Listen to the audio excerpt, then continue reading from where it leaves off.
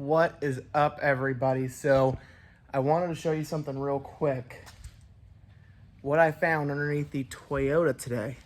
This is not very good because this is what I walked into today after pulling out my car. I would say a fairly catastrophic oil leak from somewhere, and this little piece of metal is a little worrying. I don't know what it came off of. I am really hoping to God that it just so happened to be on the ground when this oil fell, but I do not feel very confident about that, only because of the way that it looks, right? So we are going to jack this Toyota up, try to get a good look underneath and figure out what exactly is going on here. I don't have any clue yet as to why it is leaking so much oil. The paint on the tops, if you saw from my last video, definitely is going to go to Econo to go and get a paint job. But we're going to have to figure out why this thing is leaking so much oil and where it is leaking from. That is very worrying, to find a piece of metal, a chunk of metal, in a pool of oil in the middle of your garage. I know this thing is not perfect, but definitely was not expecting that this morning. So we're going to jack this car up, figure out where this oil is leaking from, and I'm going to take you guys along on the journey to start diagnosing what is the matter with my Toyota.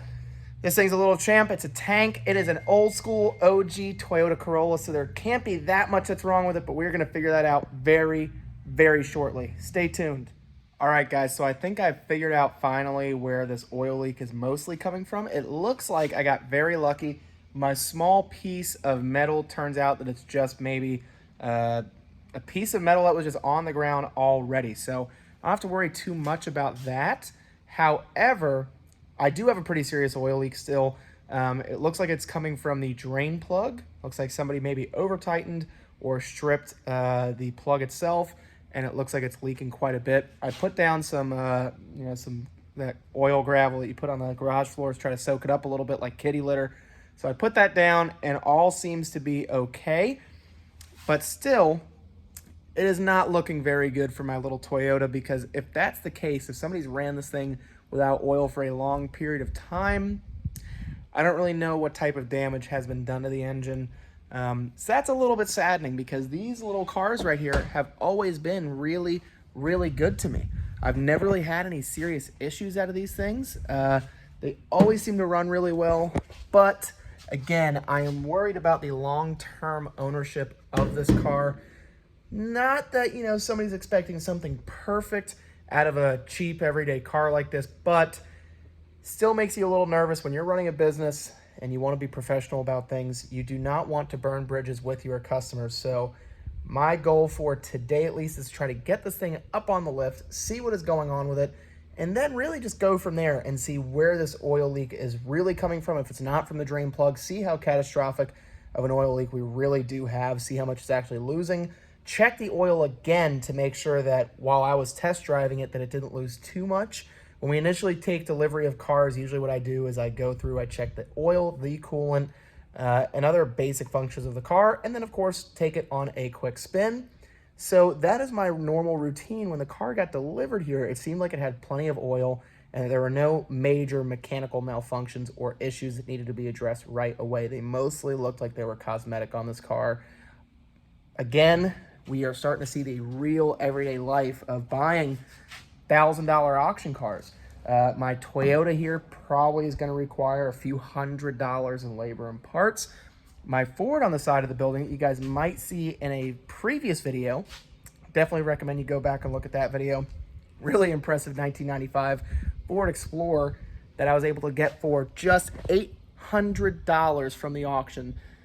Needs a radiator, possibly a thermostat, and an AC compressor. So you're looking at a few $100s in parts, and then on top of that, a few $100s in just labor. So in a little bit here, we're going to have my business partner come up here, put this car up on the lift. We're going to give you guys a first-hand view of what it looks like underneath this vehicle, see how bad this oil leak really is, confirm that we have an oil leak from either the drain plug or if it's something more severe than a drain plug. If it is, this car might be destined back for the auction, or might be good as a parts car for somebody else. I really hope that's not the direction this Toyota is going in. I really hope, for the sake of it, that we can fix this, get this thing on the road with no major oil leaks, no other major mechanical issues, and somebody can get themselves a really nice little Toyota Corolla. And on top of that, we may go and get this car painted if the oil leak can be fixed for a regular price. So we're going to find that out pretty soon here. So stay tuned. In a little bit, we're going to go ahead and get this thing up on the lift, show you guys what it looks like underneath, and then we might work on the Ford at the same time. So stay tuned. We'll show you what we got going on in just a minute. All right, so the $1,000 Toyota is up in the air, and I guess Dave here has figured out what the issue is. So we got a little oil leak down here. Connor thought the drain plug was loose, but you look up a little bit and it's wet on the oil pan. So your common guy would be like, hey, it needs an oil pan. But if you venture all the way up, it's nice and wet everywhere. Pump's covered.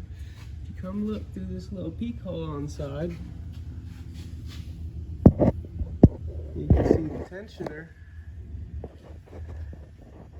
housing on the front cover is just puking out oil. Huh. I mean, the rest of the car doesn't look so bad. These are all right. Ball joints look a little old. All the other classic stuff that used car dealers are gonna just point out and say they look great. Oh, you got some cleaning to do though. Yeah, she's leaking quite a bit. We already did a taste test, so it's definitely oil. I don't know what that is. That's an interesting new one right there. I have no clue what that is, but no rust, which is fantastic. No rust. Everything else looks pretty good. So I guess we are going to figure out where all of this craziness is coming from, and then we're going to go from there. So I guess our first step with this Toyota is to call up, well, first we're going to forum it, figure out if there's something common that leaks on these things.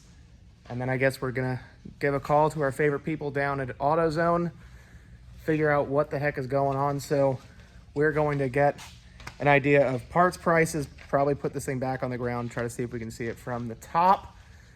And on the inside of the shop today, the Auto Guru, right, has all sorts of interesting stuff in the shop. Well, this isn't so interesting. The Evo is back in. I don't know what is going on with that. And the 350Z that he has built over here is officially a Jeep. There is no interior left. The doors are off. He is ready to take this thing on to Daytona and start doing some cool hot dog type stuff on the beach. So this is going to be a work in progress, and then shortly we're going to try to see what is wrong with the Ford, why it does not have AC anymore, and then we're going to go from there. So now we're going to jump in the Ford here. So the few things that this car needs a windshield. AC does not work. Starts right up though, so that's a huge plus. But we are going to get this thing, pull it into the bay, see what is actually wrong with it, and go from there. It drives great, but obviously here in Florida, well, really anywhere during the summertime, no one's gonna buy something without air conditioning. It kind of makes no sense. So really want to try to check out the radiator in this truck. I think that it probably needs a radiator. I could see the inside of it where somebody's already put something in it to keep it from leaking. And clearly a cheap radiator is something that I will happily buy to make a car run right. So we're gonna do that real quick, figure that out, get it in here, see what the AC refrigerant levels look like, and then go from there. All right, so on the Honda Accord, what I had into that car total versus what I sold it for. So to start, I bought that car for $1,100 from the auction. Dave, by the way, is pulling out a broken Honda. Well, soon to not be broken. So on that Honda, I've got $1,100 as an initial purchase price. Then the auction charges you $295 as a buyer's fee. That's just for going there, buying it from the auction. So if you had $295 there, I had to put $30 in parts into the car. Then I had to pay $50 in labor for that part to go in. And on top of that, you've got $30 roughly-ish in chemicals. no one really factors these things in, but you have to clean these cars in order to sell them. So I've got about $30 roughly broken down in chemicals into the car. Might sound a little inflated, but you know, I buy those things in bulk. That's kind of what I average put into a car. That's at least what I assume. So what you have all together is right around $1,500. I think the actual total is right at $1,480-ish. Well, today I sold that car for $2,500 plus tax, which leaves me with a rough net of $1,100 to $1,000. Now, I know what you're thinking, that, wow, you made $1,000 in a few days. However, keep in mind, I also have to pay rent, insurance, electric, water, bond, as well as every other fee that is involved with running a business. So yes, I did make $1,000 on that car. However, I also have to pay all those other expenses. So a rough net is right at around $1,000, pre-expenses, pre-tax, pre-everything, $1,000 right back into my pocket. Now, I would say anybody can do this, but it's not that easy, right? Because you have to identify the deal. You have to figure out if that's the car that you want to buy. What can I retail this thing for, and what is the risk I'm willing to assume on that specific car? Now, I don't care if you're buying a $1,000 car or a $50,000 car from the auction. These are the same principles that apply to any vehicle that you're buying. What can I buy this thing for? What do I have to put into it? And what can I reasonably retail this car for and make after all of my expenses?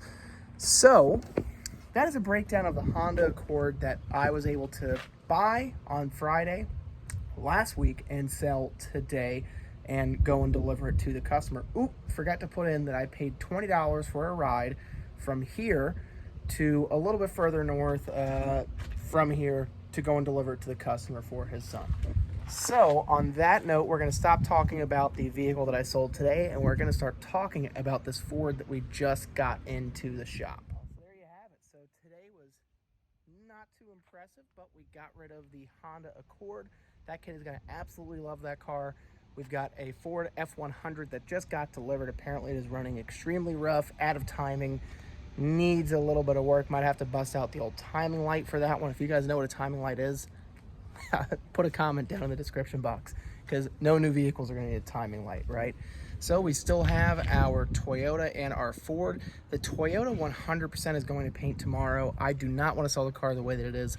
Really want to try to get that thing painted, make it look really nice, clean, and then sell it to another person that is going to really enjoy a great running car with a brand new timing chain, tensioner, and gasket. All right, so that way it's not leaking any more oil.